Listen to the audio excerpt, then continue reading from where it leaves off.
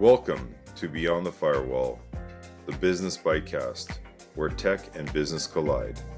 Get expert insights, real-world strategies, and the latest trends in bite-sized episodes. Stay ahead, stay secure, and explore what's beyond the firewall. Hello, everybody, and thank you for listening in to another episode of Beyond the Firewall, where we bring to you more than just technology, but business to the forefront. I'd like to introduce to you my friend, longtime friend actually, Ryan Morris. He's a globally recognized industry analyst. He's been my friend. We've been talking about tech, business, economy, industries. It's an incredible conversation that we always have. And I always love to see his insights because he's always at the leading edge when it comes to what's leading around the corner and what we need to get prepared for. So Ryan, thank you for coming to our show. Really excited to having you with us today. How are you doing? Thank you very much. I am doing great. I am glad to be here. And I will say again, I was trying to count the other day when we were planning this process, how long ago it is that I met you. Makes me feel a little creaky in my joints when I realize it's over 20 years, but that's okay.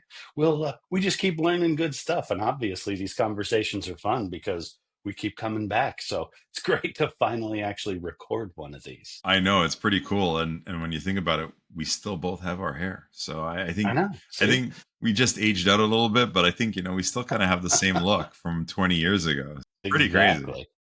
So yeah, so look, I know that we've kind of drifted apart in a sense that we haven't talked in a bit, and I'm really intrigued and wanted to kind of start the conversation. What have you been up to in the last year or so? Like what's been percolating in your basket? Yeah, it's been a very interesting journey into the front lines part of the industry. It's been, I've spent years and years as an analyst looking at global trends and about where the technology industry is heading in terms of emerging solutions and capabilities. And I've spent all this time saying, where are we going? And then a few years ago, we had a client bring us in and say, okay, that's a nice idea, but how do we actually do that in the real world? And more specifically, how do we build a business model and a sales engine and a support structure that allows us to say, don't just bring cool new technologies, but can we make a profitable business out of this thing?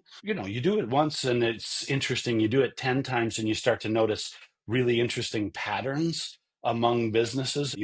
The first thing we always hear when we engage with customers on these conversations is, it's nice that you have recommendations, but it's different here, right? Like things are unique. Our business is a little bit different. And my answer is 100%, right? Things are very local. Business is very personal and individual in the way you choose to set it up and the way you run it. But under the surface, revenue minus cost of goods equals gross margin in every language under the sun. So it literally has taken us, I only speak English, unfortunately. I don't have additional language skills to localize things, but it has taken us to places where every language in the world is spoken, to just go out there and say, whether you're in Southeast Asia or in emerging Eastern European countries or in South America, anywhere around the world, people who have really advanced technology skills, Yeah. they're looking around and going, and it's funny because literally some of the guys we work with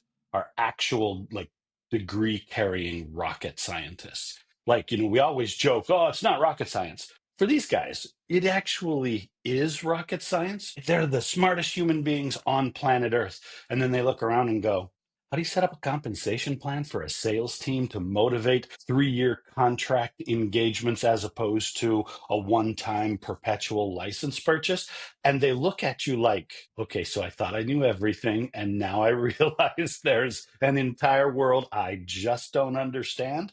I think it is the most fun thing that I do in my business is to go out there and, fly to India, sit across the table with a guy who's running a business, $50 million, but they're struggling to grow and they're in that environment of like, well, what we did made us geniuses for years and years, but now the cash flow model is changing, the go-to-market strategy is changing, what we can bill for is changing. And so they feel this tremendous sense of disruption and nervousness. And we get to go, been there, seen that. We understand how that works in this market. Let's talk about what your definition of success is. Let's talk about what you're currently capable of, and then make this thing actually turn into a machine. It's incredibly fulfilling to do that on the other side of the world. Technology allows us to do a lot of the follow-up stuff like this, For right? sure. We can digitally be everywhere in the world on the same day, Yeah. but I still find it's incredibly gratifying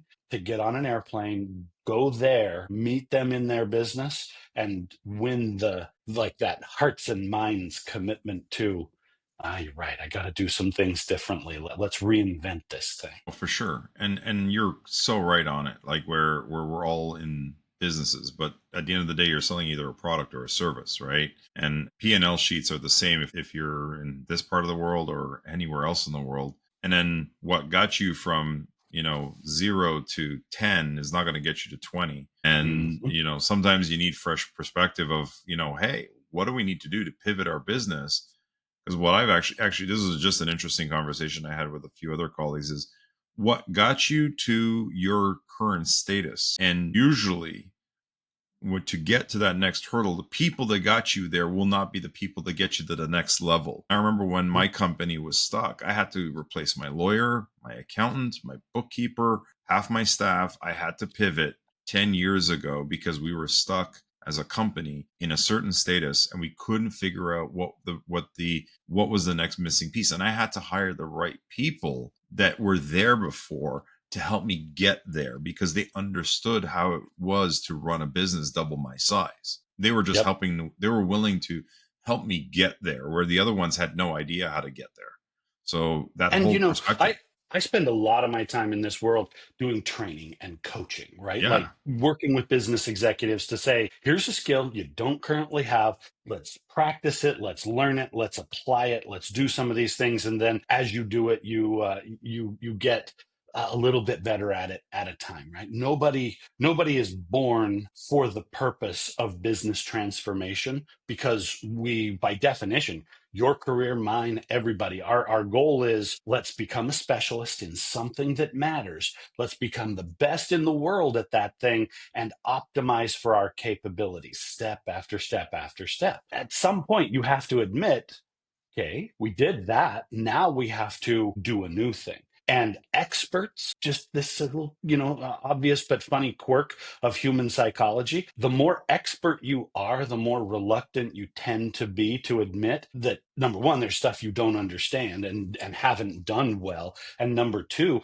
that you might have to go back to a beginner's level of capability and start to learn and do new things. It's funny, we live in a world or an industry of technology where new stuff is coming out every single day, right? Like new vendor announcements, new product revisions, capabilities. And now we live in a world accelerated by AI, right? Like there's always new stuff coming out.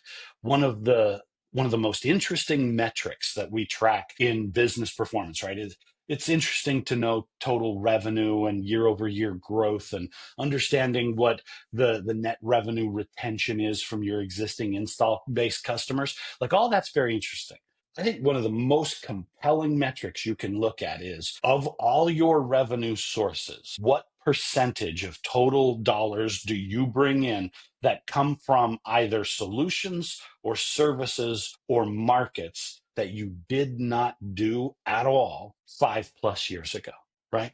If you just look back at your business and go, okay, 5 years ago, I wasn't in AI. Maybe I was new to managed services. Maybe I was, just barely putting my toe in the water of cybersecurity. But now, fast forward 5 years, and I do 40% of my revenue from managed cybersecurity services, right? Okay. That's a business that evolved dramatically. It was influenced by the market. You're given tools and capabilities that didn't used to exist. But the fact that you can do that, reinvent your technology platform and your solution offerings, the fact that you can do that means you're probably going to be okay over an extended period of time, right? The things we sell by definition are obsolete, like comically obsolete in 5 years or less. Right. If you look at a laptop from 5 years ago, you look at it and go, well, mean, that's a toy I'd give to my kids, but that's not an actual tool that a professional could use to do their jobs. Things evolve that quickly. So if you think about it, 5 years as a horizon for that's shiny and new, and we've got brand new technology to thanks, Grandpa, that's old stuff, and we're not really interested in that anymore. If you've got 5 years, then if I look at your revenue and you don't have at least 20% of your top line revenue coming from something new that you didn't do 5 years ago, you're behind the power curve on the obsolescence track, right?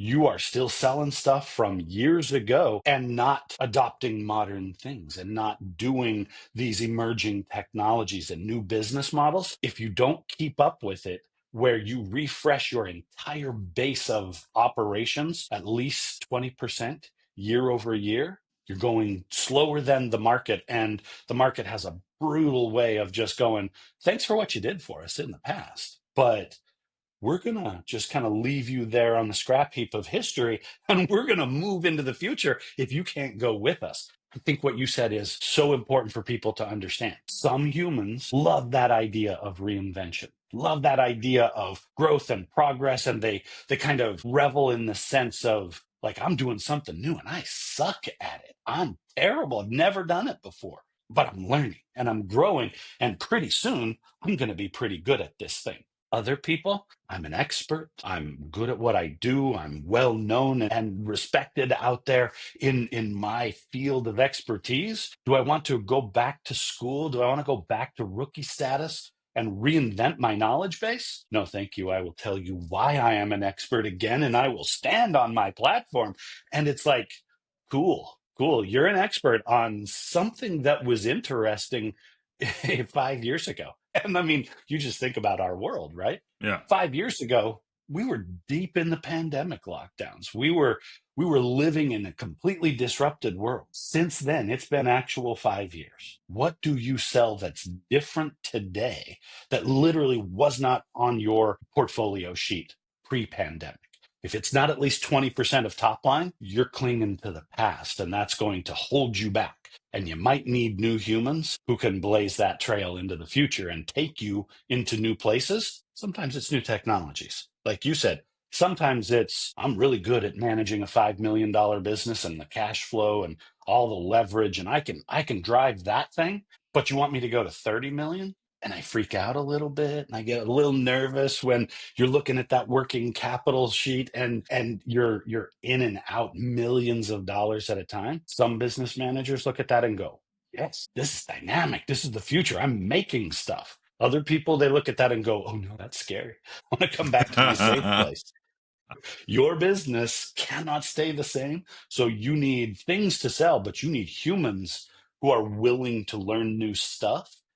It's best way I ever heard it said. We had a client one time who was explaining why they were churning their portfolio, even though there were things in there that they were still able to sell, but they were putting their best and brightest salespeople on the new emerging technologies instead of their largest established customer relationships. And I was like, why are you doing that? Why are you taking your best talent and putting them on the low revenue side of things? And he was like, nobody in this world was born knowing how to water ski.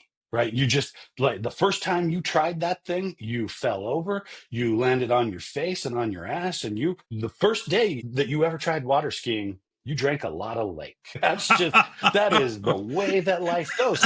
But eventually you get better at it, That's right? so true. Eventually you're like, wait a minute, I used to suck at this and now I'm actually pretty good. Are you okay doing stuff that you suck at the first time you do it? Because if you're not, this business is going to move on without you. Yeah, for sure. And I got to tell you, it's amazing because what you're saying does not just relate to IT companies. This really reflects every industry. Like, you take a look at Stanley versus Yeti or Stanley in general, like they were a dying brand and, they modernized, they were looking at the trends. And next thing you know, they're the hottest, water bottle company back in the market and they revitalized it. But how many bottles do you think people are going to need? At some point in time, they move on. So it's about these successes that companies need to keep on rebuilding and rebranding and looking at what the next trend is. Is it a mug? Is it a cooler? Is it a lunchbox? And I've actually started noticing there are Stanley lunchboxes now, and and so like they're always innovating, and it's true because at some point in time this curve that I learned back in, I think it was college, there's the adoption, the early adopters, and there's the hockey stick thing, and then eventually you max out on that product or service, and then you start tapering off. And it's in that tapering off time that if you're not already launching the next hockey stick in that right timing, your company goes into a decline, and you're never going to have that sustainable revenue. You're always like waiting till it burns out. Then all of a sudden you're trying to scramble to find that next thing. Then you're building it up. And so you go through these massive peaks and valleys where doing exactly what you're talking about, the next hockey stick is kicking in just as the other product is tapering down. And these are rules or, business fundamentals that were being taught 30 years ago when I was in college. I'm assuming this is like 100 years ago in business school. This is not new. You look at everything that we do from cars to any other products, there's always something new because we're a consuming society in one shape or another. If it's food, restaurants, I can start talking about this in almost every vertical out there. This is not industry specific. This is not, a vertical. This is about product life cycle and service life cycle. And that Yep. is key and critical here for any business And out you there. and you know what? If you think about it, you make an excellent point around the Stanley guys, right? The customers that we all love to do business with again and again, right? They love our products and solutions. They love the service engagement that they have. They will be an ambassador for our brand. They'll go tell their friends and neighbors, like, holy cow, this is the best thing. They advertise for you, Yep. right? Those are exactly the customers who are they buy everything that you have to offer. They love it, and then they look at you and go, cool, that was awesome. What else can you do?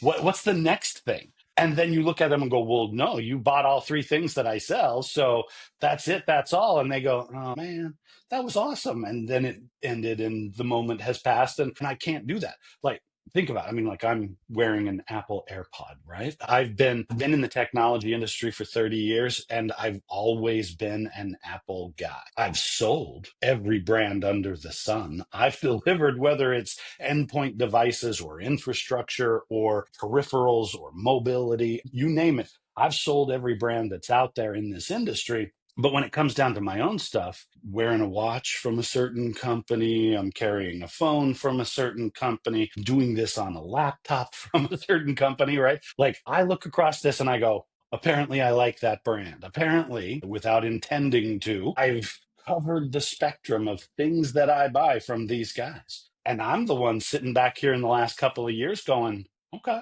impress me. What's new? What's next? What's the cool thing that you're about to bring to market that I don't presently own that I would be willing and thrilled to give you my money for? If you don't have a next new thing, okay, now that feels different as a supplier relationship. And sure, still satisfied with all the stuff that I bought, but I'm not activated as a brand ambassador, right? I'm not Right. out there cheering you on. And if you think about that inside your own business, right? When we do business to business engagements in the technology industry, we talk about landing new customers, new logos, new wins and opportunities, as opposed to expanding within our current install base. Winning new customers, it's good, it's dynamic, it's the heart blood of growth. It's the thing that initiates your business being able to get better. So we always have to be out there hunting, marketing, qualifying these prospects, getting told no a lot when we're out there trying to get new customers. And then we come back to our install base and they know us and they like us and they trust us. They've been paying us every month for the last 3 years. Like this is good and it's healthy. Which one of those customers do you think is most excited to be in business with you? Right? The guy who's seen all your tricks and understands everything you can do. And it's good. And it used to be dynamic and fun and interesting. And now it's just good. It's nice. It's reliable, but it's not exciting. It's not compelling. I'm much more interested in that shiny new thing that I bought from that other provider, even if they're not as good as you. Yes. And as a guy who runs a business around install base and expansion and growth, there's a lot of us that we look at that and go, well, that's offensive. Like, how dare you? Wait a minute, I've been here forever. I'm your trusted partner. And now you're out here looking for shiny new things and you're more excited about them, even when we're better at it. That's exactly the dynamics of these relationships. If you bring me the next new thing and you say, hey, on top of that 3-year relationship that we've had and all the good business that you've delivered to us, we've been looking at the next new thing in the world. And here's this cool technology, this brand new thing that people are not yet experts at. We've been doing our homework. We're experts at that thing. And now I can show you the next horizon, the next exciting opportunity. If I'm that supplier, if I'm that business partner who not only does the static stuff and keeps the lights on, but is also still innovating and bringing me as the client, if you're bringing me comfortably, safely into these new marketplaces, deploying new technologies in a way that don't screw me in the end because of all the things I didn't know that I didn't know, right? If you're that kind of a provider, I can't wait for the next meeting with that customer. Don't just tell me what's gone on yesterday. Tell me what's new. Tell me what's hot. If you're not doing that at least 20% of your top line, they're thinking differently about you than you think they are. Oh, they know us. They trust us. They rely on us. They So, might be a little bored with us. yeah, and so this poses a very interesting question. So like, how do you stay on top of that? Like at the end of the day, like as you were saying before, like you're in tunnel vision. You're busy servicing your customers. You're running your business, and sometimes companies and business owners have a hard time figuring out what the next step is or what that next product is or service. Where do you see businesses globally? And obviously, I know you've traveled the world and you've worked with hundreds, if not thousands, of different businesses over your career. What do you see as a sort of a go-to on how companies find that next nugget? What are the best practices that you see for them to be able to go to today? Yeah, it's funny because if you think about that relationship between you and your customers, it's the same thing between you and your suppliers. It's just the roles are reversed, right? Like they're bringing new things to market and trying to get you to discover them. You are bringing new things to market, trying to get your customers to explore and adopt those new kinds of capabilities. My experience says all around this industry that it begins at a DNA level. Are you fundamentally curious about your industry and about the next new things that are interesting and dynamic? We look around the world of technology and people always go like, well, how'd you get into that industry? Why do you do that thing for a living?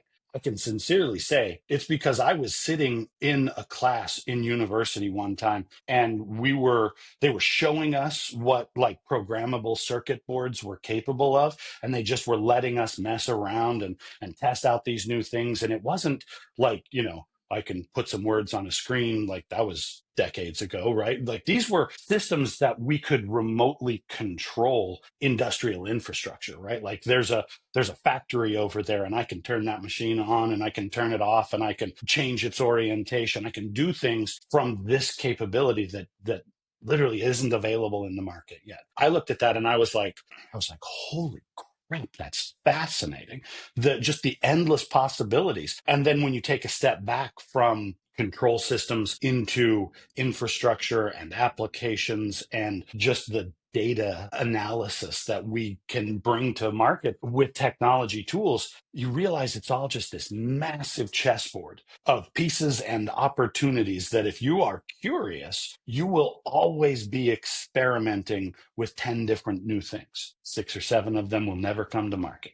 1 or 2 of them will be okay, interesting. 1 or 2 of them are going to be the next big home run. So you have to be willing to test new things and explore those opportunities, even though it might not work out. And that to me, it comes to kind of, I think, the essential characteristic of businesses that grow and stay fresh is a reasonably healthy level of curiosity and risk tolerance, right? Like, are you looking at your business from a safety point of view? Like, I'm not doing anything that disrupts the status quo. I'm not going to disappoint my customers by bringing them a new technology that we're not totally the world's expert on. I'm not going to sell something that I'm not the best in the world at. I don't want to deal with that risk. Okay, that's fine. You're going to run a business based on optimization of a previous business model and a previous solution portfolio. That's fine, but it has an expiration date, right? Like there eventually you will optimize that thing right down to commodity status, and somebody else will just buy your customers for cheaper than you can. And that's the unfortunate side. The positive side is willing to experiment a little. I'm willing to test some new things out. And to be practical about it, you have to talk to people outside of your own business, peers who do similar things, but that are making money in ways that you don't, right? When we go to these industry conferences and everybody stands around, talks to each other, and they're like, yeah, my business model is awesome. I'm the best at it. We're the most advanced in the world in this business. If everybody in the room is saying they do the same things and this is the most popular, most necessary thing that you ought to be doing, you should be a little suspicious of that room, because it might be just a little bit of like self congratulations and not enough challenge, right? Right. So you got to look for peers who you look at them and you go, I mean, I see we're in the same space, but you're selling stuff I don't have any idea about. You're doing things and getting paid for things that I've never done before. Like I want to follow those people. I want to know how they do what they do. And social media makes that radically easier and more comprehensive than it ever used to be. But you have to actively seek out similar peers who do structurally different things, right? Right. And then you have to be willing to talk to experts who might not speak your language. Like you don't even understand. You know this from the inside baseball, right? Like the very inside of our industry. If you're an MSP, there's a whole thing about being an MSP.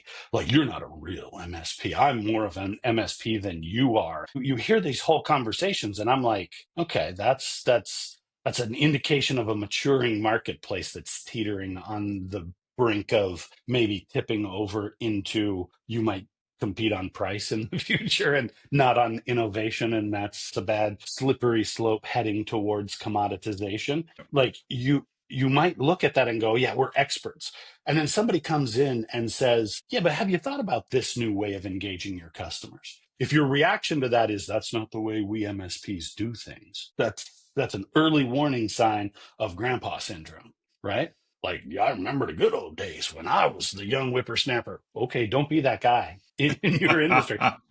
Like you said, whether your industry is restaurants or B2B technology or automotive, hospitality, I don't care. If all you do is decline new offers because that's not the way we do things around here, oh, that is a bad sign. You have to be curious, have to have some risk tolerance, and you have to be okay trying that new thing the first time and having a customer come to you and go, dude, that totally didn't work. Yeah. You go, okay, that's fine. We learned something. That's great. It wasn't mission critical. I didn't crash the car of your business because I was experimenting in there, but I did something new and it didn't work out perfectly. I learned, I got a little bit better at it. And the fact that I'm willing to own that and then bring them back the next iteration and go, okay, the last one wasn't perfect. This one's a little bit better. How about this? Right? When they know you as that innovator, and when they know that you are always looking, they're going to come to you and go, hey, EZ, what do you think? What do you see out there that's interesting and new? Because I might be right down my own rabbit hole and totally laser focused on my business and I haven't looked around. You're a guy who thinks about new things. You're always talking to people out here. What do you think is interesting? The best thing you will ever be is that source for customers who have urgent needs to solve and have buckets of money to solve them with, right? Right. If you're that guy and they think, when I think about you and I think about what you do, you teach me new stuff I've never been able to consider or do before. People gravitate towards that. So, as for your own business, you have to be seeking those people. For your customers and for the relationship where you sell things to them, if that's not how they would describe you when you're not in the room, then you might not have the right mind share with your customers that you think you do. It's interesting. I really, really think that that's, yeah, it puts a different perspective on me because, like, I always thought, I At one point in my career, I got stuck behind the desk because I was so working in the business. And I'm sure you've heard this Mhm. phrase, working in the business versus working on the business. And then when I got out there, attending some of these conferences and trade shows and seeing what's new and exciting in my sector, actually, it's where I met you. And it was like, I remember 15 years ago saying, if you're going to be selling boxes in 20 years from now, you must be dreaming. And I was like, who's not going to buy a computer? Who's not going to buy a server? And what do you mean we're not going to be selling, these big boxes anymore? And you're like, nope, we're going to see the dawn of a new era very soon. And I was like, whatever. And I remember coming back and about a month or two later, Microsoft's like, yeah, we're just going to launch this new cloud version of email and cloud version of a Microsoft subscription. And I was like, what are you talking about? And next thing you know, like 15 years later, like, that's already a has been, in the sense that, we are all on Office 365 or Google Workspace today. And people that still have mail servers, you almost look at them going, you're still running a box in your office? Like, who's managing What's that? wrong with you? Yeah, like the security and the backup. And that was the beginning of an evolution in our business. But it puts it in perspective because a lot of companies, the owners are typically, it doesn't matter what industry. And I can go from like, wood, like hardwood flooring manufacturing to fashion to furniture. Are you buying parquet flooring like from the 70s and 80s? Like, are you doing hardwood floors from the thousands, or are you doing like the new stuff now? And the everything moves forward in some way, shape, or another. Even when you look at fast food, like pizza and Domino's, and they're not selling the same pie. Yes, they have the classics, but they're always trying to play around with a new seasonal flair, or they're coming out with something interesting. And you take a look at Starbucks, where they were just serving coffee at one point in time, and now they do everything from breakfast sandwiches to cake pops, and they're competing against the McDonald's of the world because of innovation, because they have a loyal audience, and that wow experience from the coffee. Now it's like, I can get all this extra stuff here. Same thing happens in every vertical. And I love it when people say lawyers are not the same. Well, yeah, I bet you I can find other verticals and lawyers and accountants and construction people and virtually every segment of the industry out there. It's like, go to the hairdresser, get a haircut. Well, they got the products, right? They want to sell you the hair products that they use. And so there is no sector out there. There's no industry out there that I would say that this is not relevant to. And Yeah. and it's very interesting because it really identifies the difference between businesses that are successfully growing, not getting stuck, or in a lifestyle business, because obviously there's a lot of people out there that have what's called a lifestyle business. They figured out how to make enough revenue to earn an income, but they don't know how to get up to the next level, and then they're stuck. And next thing you know, they're struggling on how to get out of that first bracket. And I find it really interesting after all these years on seeing the differentiators between what was a successful business, or what was deemed a great business at one point in time and now almost doesn't exist. And so my question to you is, since you've been doing this professionally and only been servicing these businesses, not actually advising them, what would you say has been a common theme or something that's common within these businesses that have made them successful? I think that it's a question of the curiosity that we were talking about on the basic level, right? You begin with the idea of, are you fascinated by your own industry and are you looking for ways to get better? That's true on the portfolio of things you sell, but it's also true on the business model and the service operations that you run inside your own shop. There's always somebody who knows how to do it better. So you begin with that kind of fundamental curiosity. I think the next level is the people that they're willing to take advice from somebody who has an experience that they don't have and not get defensive or like internally competitive about that. Like, you're not allowed to be smarter than me because that means I'm less smart than somebody else. Being smart's not a zero sum calculation, right? Like, Correct. there's always ways to get better. So you have to be willing to seek out that advice and be told, hey, you're doing it wrong, man. This is how things used to be, and this is where you're going. And then you have to have kind of the organizational discipline, not only to try new things on purpose, like conscientious experimentation, not just randomly, like, I don't know, let's sign up for another vendor and see what goes on and see if I can sell their stuff. No, you got to know what your customers want and need and what problems they're trying to solve, and then add new things systematically. Do it on purpose. By the very same token, you have to be looking at what you currently do and figuring out how to systematically decommission existing offerings.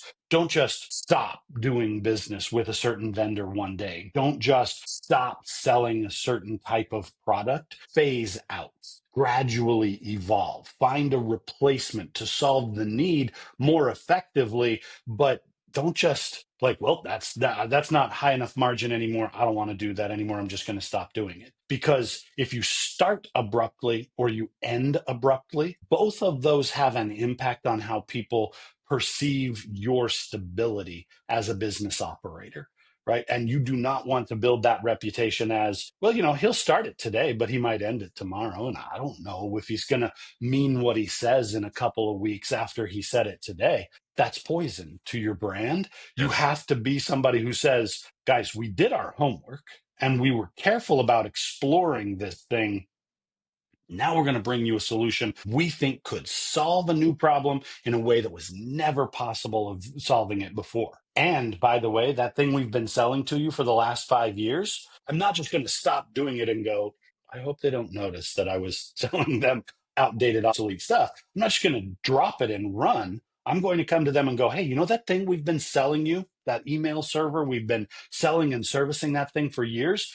At the time we sold it to you, it was the state of the art. It was the best way to do it.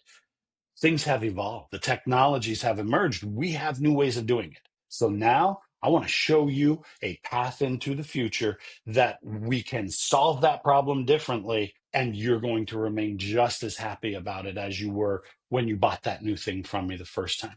You have to systematically begin new things and have a structured methodology for decommissioning old things, because the alternative to that is we add new things, again and again, and pretty soon we're just a generic bucket of everything under the sun, but not actually experts in anything meaningful. Right?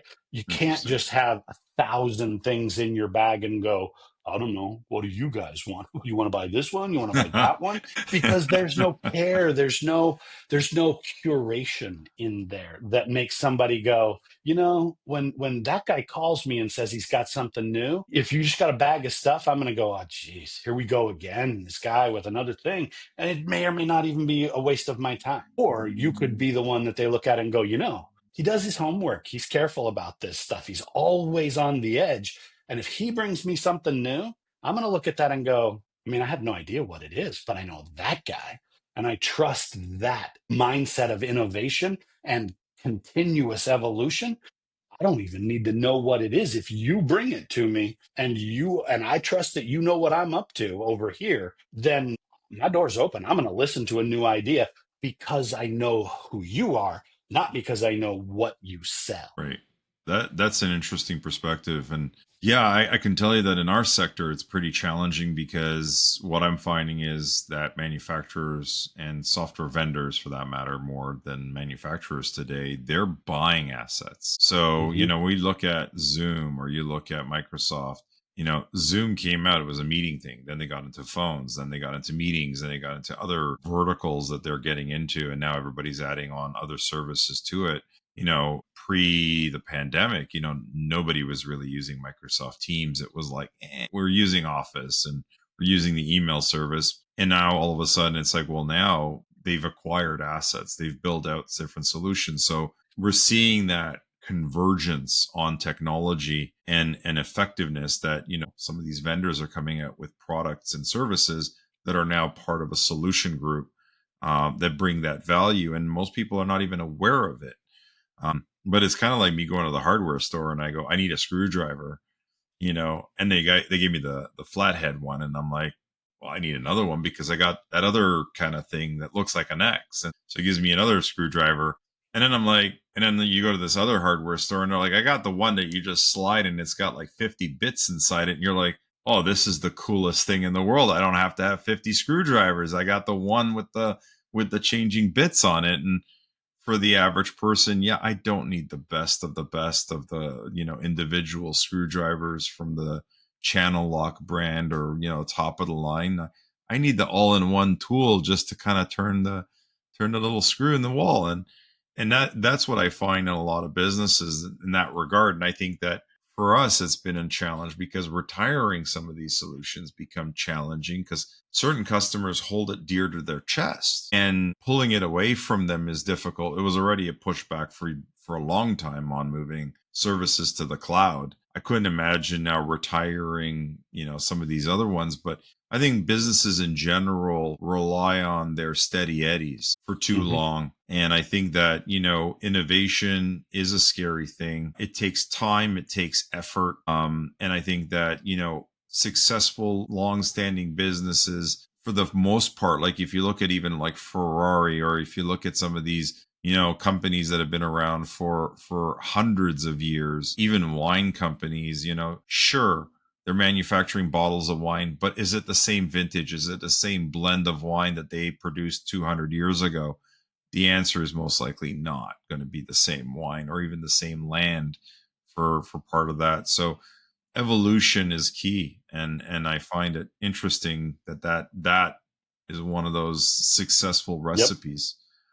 Yeah. And if you think about it, right, we've been talking a lot about the new things emerging that I could sell or I could bring to market and represent to my customers, right? Whether Right. I'm a pizza shop or a technology company, what's the new thing I could sell to them?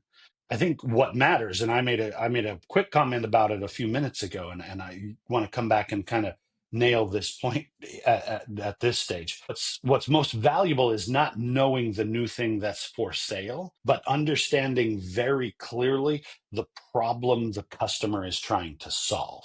Right? We're not here to be experts in technology and I can show you all the best things and say, which one would you like to buy? Because in most cases, the answer is, well, how am I supposed to know? You're the expert. I'm not the expert. I don't know what it is that I need to buy to solve the problem I'm trying to solve. Or, kind of by logical definition, if I already knew how to solve the problem I have, I would have, and it wouldn't be a problem anymore. So, what we have to do as business people in any industry segment is that you have to be more expert in the needs and challenges of your customers than you are even in the capabilities or the value of the solutions that you represent. Right? If you are not an expert in your customer, then everything you bring to them is a shot in the dark. It's a guess. I sell this thing and I'm an expert at this thing and I'm really good at selling and servicing this one thing. Yes. Do you want this thing? You don't? Oh, okay, then I just wasted your time. And you're going to be a little less likely to hear my pitch next time around. But if you are an expert in me, if you are the expert in the customer and you understand what my situation is, what my business model is, what my objectives are, and what challenges are preventing me from hitting my goals or what opportunities are new that I can't yet exploit, if you know me, deeply, intimately at the level of what I would pay money to solve in my own operation, then you can come to me and go, hey, you know that thing over there that's driving you nuts? That one thing that just it's nagging at you, you know it's a problem and you just don't know how to solve it. I think I have a way I could solve that problem. Now, there's two pieces to that conversation. I understand what you're trying to solve and I know how to solve it. Knowing how to solve it is radically less important than knowing which one you care to solve, right? Because if a business comes to me and says, listen, we sell technology to financial services institutions, right? Banks and savings and loans and all these different places where you can save or invest or manage your financial situation. Okay, cool. We all understand that industry. And then we sell to those people. We sell technology to those kinds of companies. If we come in and go, hey, by the way, I can put your stuff in the cloud, it'll save you 50% on your total cost of ownership for technology infrastructure, and we can eliminate a lot of the management overhead, and you can run your operation for significantly less than you're currently running it. I mean, it sounds interesting. It could be very compelling to somebody. But if the human on the other side of that conversation who lives and breathes financial services, this is their industry, this is their expertise in the world, and you came to them and said, hey, I'm going to take all that really valuable, super private information that you have about all of your customers, and I'm going to stick it up in the cloud in a database that may or may not be super secure. Like, you didn't solve a problem for me. You just advertised to me that you have no idea what I really care about. You don't know who I am, what I want, what I would think is reasonable and be willing to adopt. You brought me something that you're good at, and you reinforced in my mind, I do not need to be listening to that person because they do their thing and it's not relevant to me. But if you turned that around and you were like, listen, you're in financial services. We work with banks like you every single day, all around this country. We service their daily requirements. We look to the future. We try to help them innovate new services. And right now, we know that the one thing you're trying to figure out is how can you deliver remote services to cover a larger addressable market without sacrificing privacy and cybersecurity? How could you do that? Well, you know what? We've been looking at a way.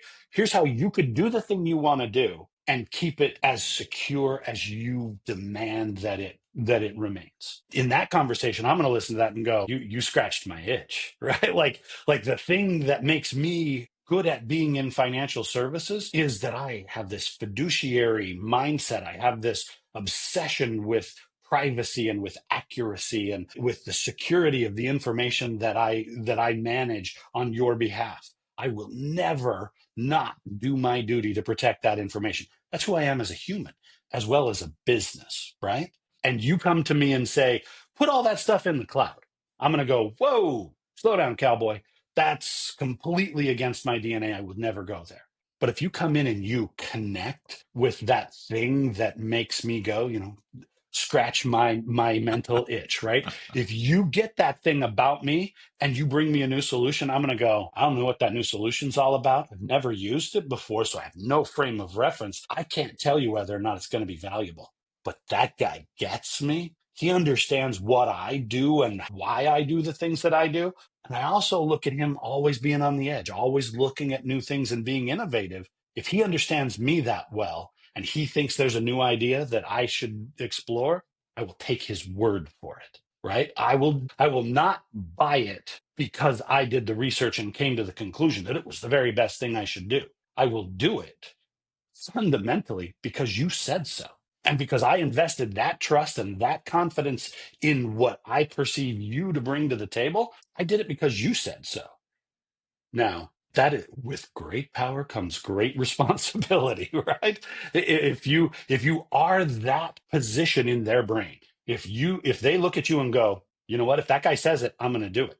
Well, then it is absolutely incumbent on you to never be behind the curve, to never be bad at what you do. You have to be the one who's on the edge who can serve those customer needs because they look at you and go, you've always been an expert. I want you, whatever it is that you're selling. Okay. I will be that resource, but that just added to my responsibility to go back out and make sure I'm doing my homework on new stuff.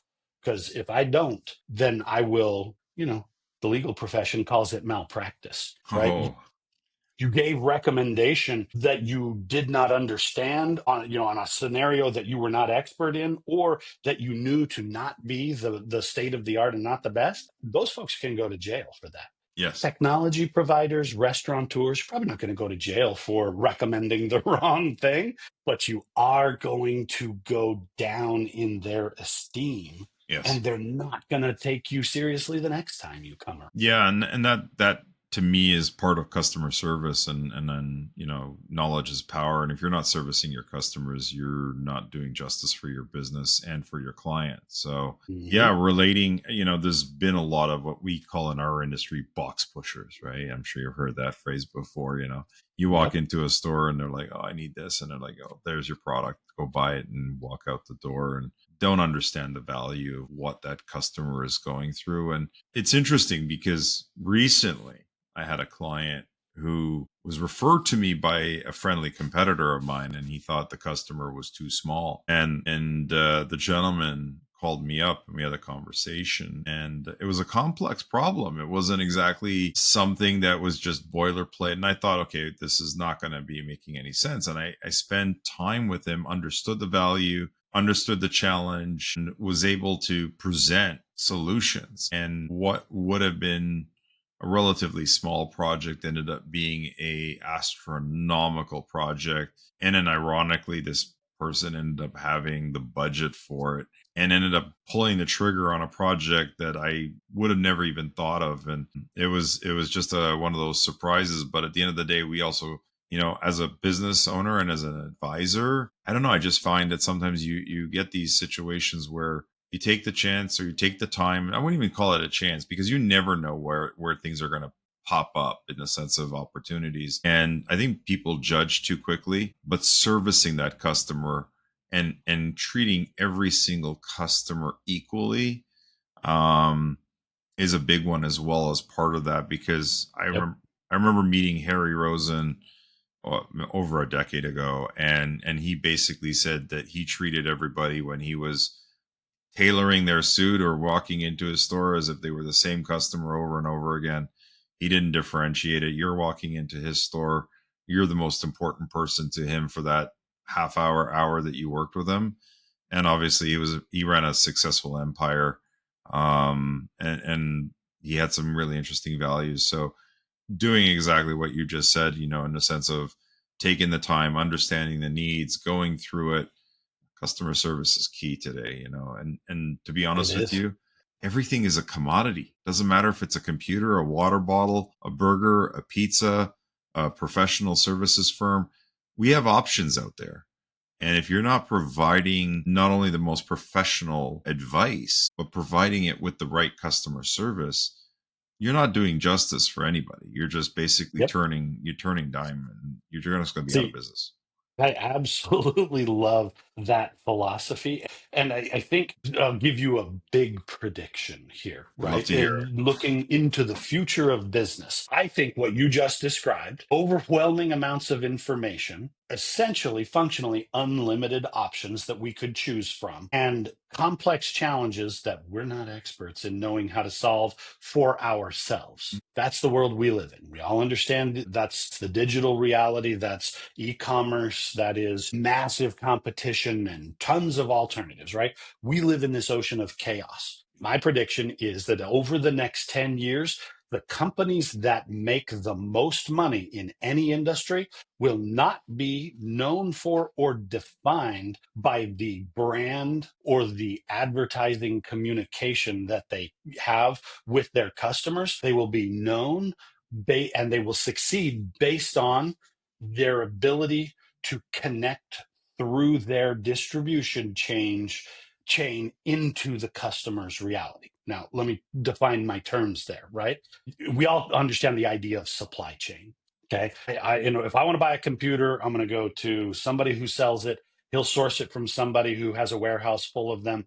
They'll source it from somebody who manufactured the boxes and assembled all of the motherboards. And then they'll source all that stuff from individual component manufacturers. I'm the customer, and everybody that lines up before me in the value chain, that's what I call my supply chain. If I'm a business selling something to a customer, I need to stop thinking about my offer as my business in the demand chain. I need to reimagine myself as a cog in my customer's supply chain.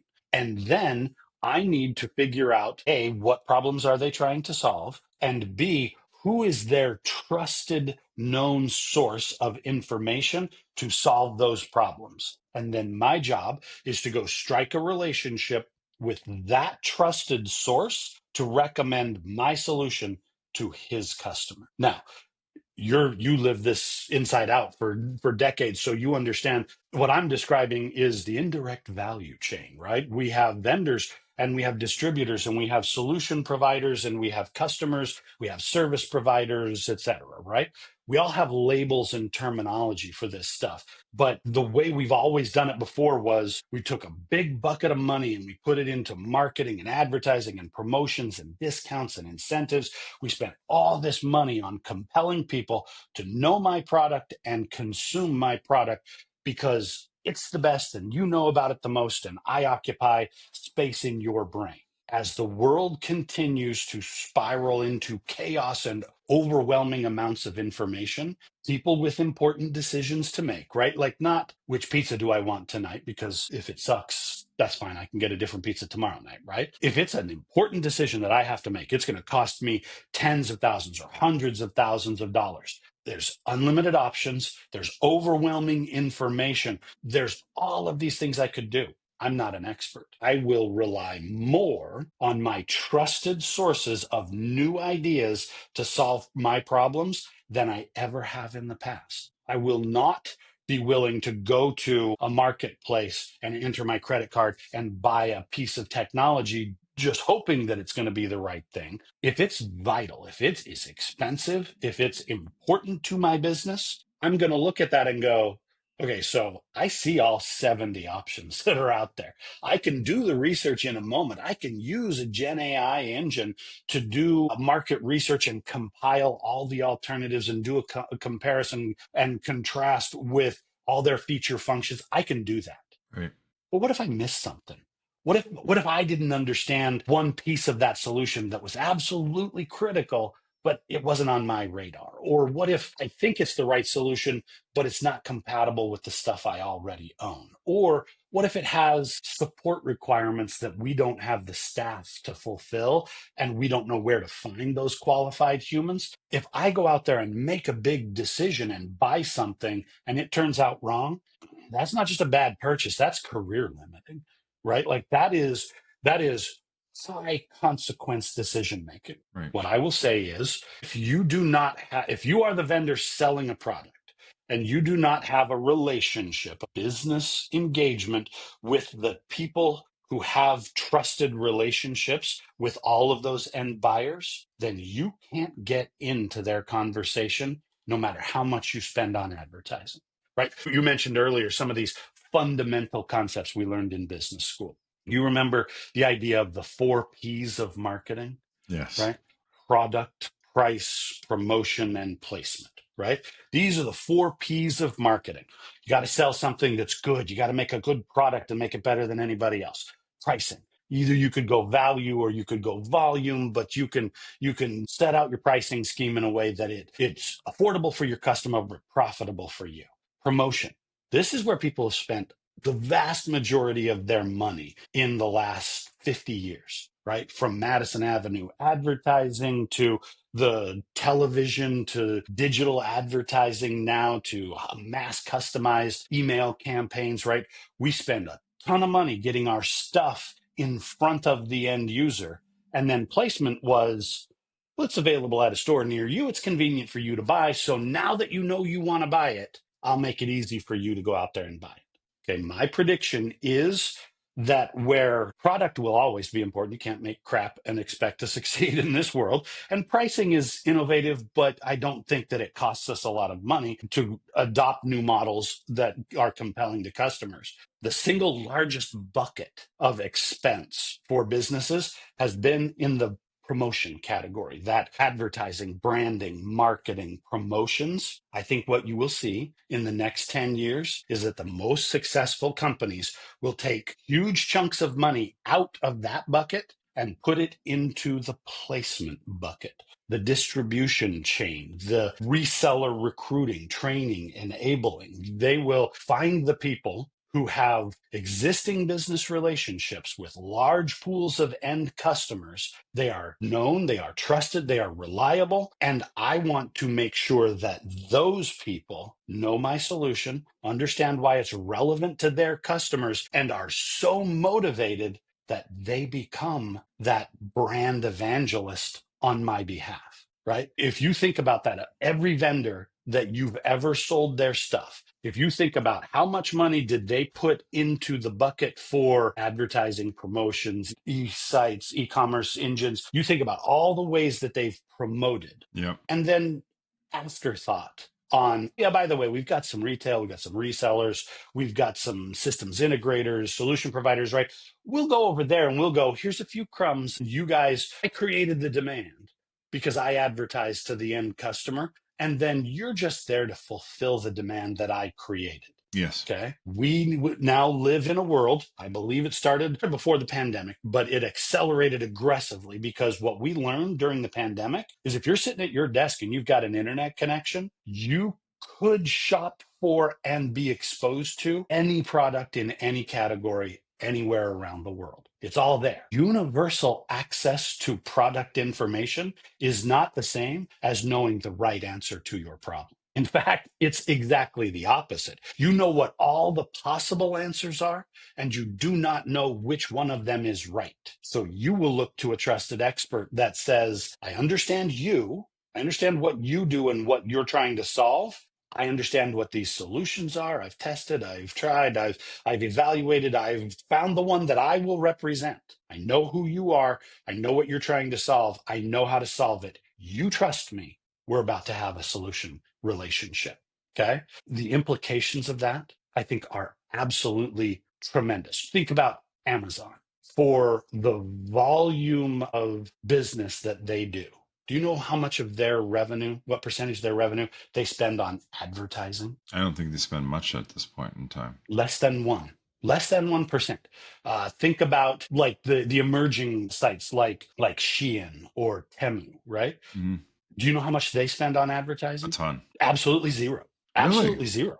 Yeah, they don't bother because what they know is I don't need to advertise to you to come to my e-commerce store and buy things because I know that you know if you're in the world, I've got anything you need. You could come here. All that matters is that you know where to go, not what the product is, not what the brands are inside of that product, not what any of the feature function advantages are. You know where to go to find the right solution. Okay. In a consumer sense, we see those big brands. Think about like Netflix. Okay. Does Netflix only show the biggest budget, best movies that were ever made? No. No. Or do they have this unlimited catalog of stuff that's crap? And you might be interested, you might not be interested. They've got a movie for everybody, right? Right. Every taste under the sun, they've got something for you. You don't pay Netflix because you believe they only make the best movies.